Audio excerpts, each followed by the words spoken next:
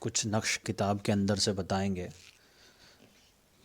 کتاب دیکھ کر تو نقش اکثر لوگ بھر ہی رہے ہیں اور بھر لیتے ہیں، لیکن ہم یہاں کتاب سے نقش کو حل کر کے دکھائیں گے، یعنی اس کے اندر کیا چال ہے، کون سی چال استعمال ہوئی ہے، اور ان اعداد کا مطلب کیا ہے، ان اعداد سے کیا مراد لیا جا رہا ہے، کون سا اسم اور نام مراد ہے۔ تو اسی طریقے سے ہم نے کتاب شروع کی ہے، یہ اس انمول دفینہ اس کا نام ہے۔ یہ نقش جو آپ یہاں دیکھ رہے ہیں یہ برائے جن و عاصب ہے۔ یہ تعویذ لکھ کر مکان کے باہر کے دروازے پر چسپاں کریں، انشاءاللہ تعالی بالکل آرام ہو جائے گا۔ تعویذ یہ ہے۔ یہ نقش جو ہے ہمارے اکابر میں سے حضرت گنگوہی اور حضرت مولانا اشرف علی تھانوی رحمہ اللہ اور دیگر اکابر کی کئی کتب کے اندر ملتا ہے، ہاں علماء دیوبند کے اندر، اور اکثر اہل علم اور علماء اس کو استعمال کرتے ہیں۔ مولانا اشرف علی تھانوی کی کتاب ہے اشرف العملیات، اس کے اندر بھی یہ نقش ہے، اور دوسری جو کتابیں ہیں اس کے اندر بھی یہ نقش آپ کو ملے گا۔ ایک دو کتابوں کا حوالہ میں یہاں دوں گا۔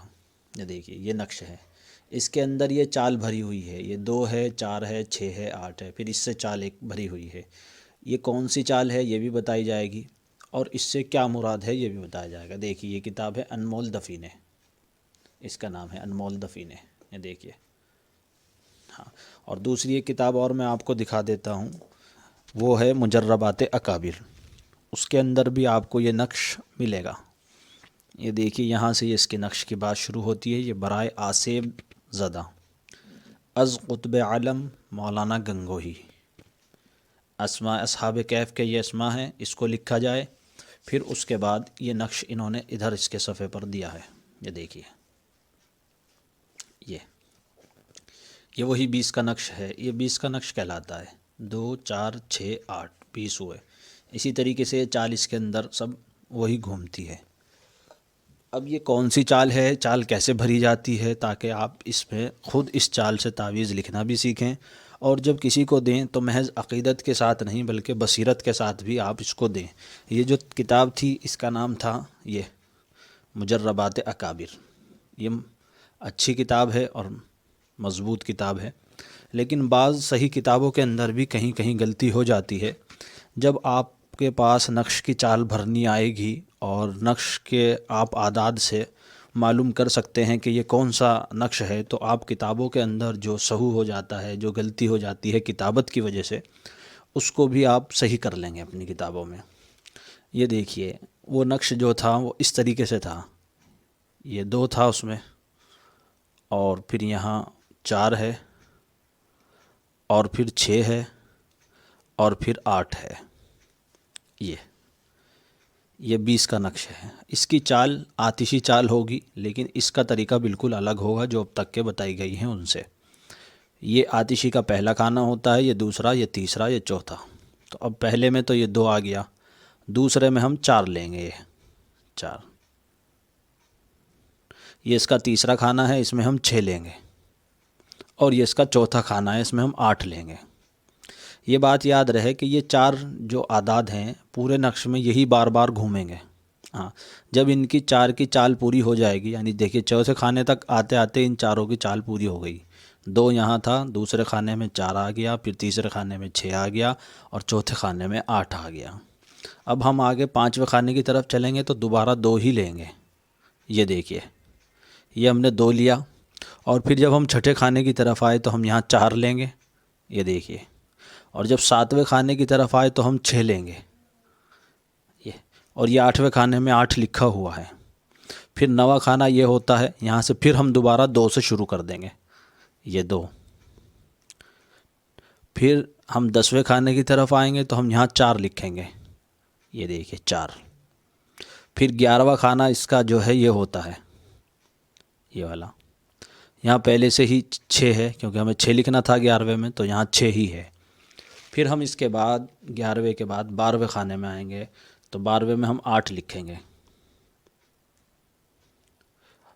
یہاں 8 پر چال پوری ہو گئی، اب ہم 13ویں خانے سے دوبارہ چال شروع کریں گے 2 سے، تو یہاں ہم 2 لکھ دیں گے، یہ 13۔ یہ 14واں خانہ ہے، یہاں ہمیں 4 لکھنا تھا تو 4 پہلے سے ہے۔ پھر ہم یہاں 15ویں خانے کی طرف آتے ہیں تو ہم یہاں 6 لکھیں گے یہ. پھر ہم 16ویں خانے کی طرف جائیں گے تو 8 لکھیں گے. یہ ہمارا نقش مکمل ہو گیا. اور آپ دیکھیں کہ اسے کدھر سے بھی آپ اس کو جوڑیں گے تو 20 ہی آئے گا. اس کی مثال یہ میں دے دیتا ہوں، یہاں آپ جوڑ کر دیکھ لیتے ہیں. 8 اور 6 14 اور 4 18 اور 2 یہ 20 ہوئے. یہ دیکھیے ایسے ہی 4 اور 2 6 اور 6 12 اور 8 20. یہ ایسے ہی یہ ہوگا 20. آپ جوڑ سکتے ہیں 4 اور 2 6 6 اور 8 4 اور 2 6 6 اور 8 14 اور 4 20. 6 اور 8 14 اور 2 16 اور 4 20. ہر طرف سے 20 ہی آئے گا. ایسے جوڑیں گے تو بھی 20 ہی آئے گا. یہ نقش کے صحیح ہونے کی علامت ہوتی ہے. 8 اور 2 10 4 14 اور 6 20. ایسے جوڑیں گے تو بھی 20 آئے گا. یہ دیکھیے 4 اور 6 10 اور 2 12 اور 8 20. ایسے ہی یہ ہے 6 اور 4 10 اور 8 18 اور 2 20. یہ بھی ایسے ہی 8 اور 2 10 اور 6 16 اور 4 20. یہ چاروں طرف سے آپ کا عدد نکلا تو نقش کی چال بالکل صحیح پر ہوئی. لیکن یہ 20 ہے کیا؟ تو یہ بدوح ہوتا ہے.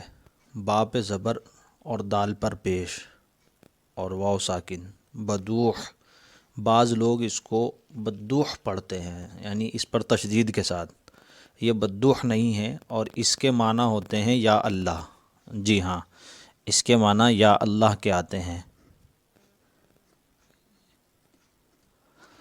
بعض لوگوں کا اس میں اختلاف ہے. بہت سے کہتے ہیں کہ اس کو نہیں پڑھنا چاہیے، نہیں لکھنا چاہیے. ابھی ایک عبد الوہاب شیرازی کر ایک ہیں، انہوں نے اس کے اوپر بہت ویڈیو بنائی.